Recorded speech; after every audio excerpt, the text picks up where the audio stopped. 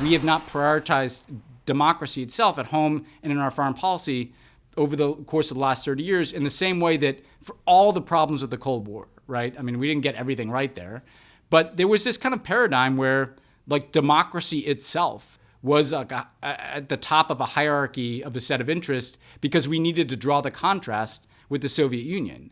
Well, so there are two different big structural points here. One, which we will get to, is the question of the United States moving away from its own values at home. But secondarily, the question of how the United States could have feasibly done a better job of promoting democratic values abroad. I mean, if you're the United States and Saudi Arabia is a core ally and we're focused on national security and alliances around the world, and we're concerned about terrorism, and the private sector is very important. How do you, I mean, everyone that looks at the U.S. would say that human rights has played a role, certainly, but no one would say that human rights has played the priority role. How do you change that? And how much of a priority do you honestly think it could and should be? Look, I've been in government. I recognize the challenges. I recognize that there are trade-offs and all the rest of it. That said, I think we've just gone way too far in the other direction. So I think it is time to say, if we truly believe, and you hear this from the administration, that democracy versus autocracy is kind of the existential question of this time.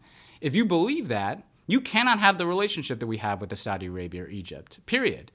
It's difficult, sure, but you just, at some point you have to show that you will make the difficult choice for democracy itself. No, I mean, I guess it was you and Samantha Power that were talking about the fact that on a much smaller issue, on the Armenia genocide recognition, where President Obama, when he was running, said he was going to make that recognition, then decided against it because of Turkey, which, I mean, it's not China. It's nothing close to China. And you said that was a mistake. And Biden actually went ahead and then did do that. Turned out there wasn't much blowback as a consequence. Yeah, it was a mistake. And I think that, there's a couple elements to this, Ian. I mean, the first is that we are often cautious because of those extra responsibilities you talk about. When you're the big superpower, you feel like you don't want to rock the boat too much in other areas. But the reality is, China is not shy on commenting on issues in America. Russians are not shy, not just about commenting, but actually really engage. The interference that they claim that we do in their politics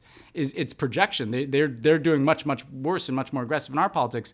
Why can't we say what we think about the Armenian genocide? Why can't we say what we think about the situation in Tibet or in Xinjiang province or in Hong Kong? Some of this is just, there's been this kind of self-imposed restraint that I, frankly felt tension with when I was in government and had a communications function. And I think we, in some ways, as we're entering a period when America is really no longer a hegemon, that should be kind of liberating in a way, that we're this country that can exercise its voice much more, I think, aggressively and stand for a set of values much more consistently.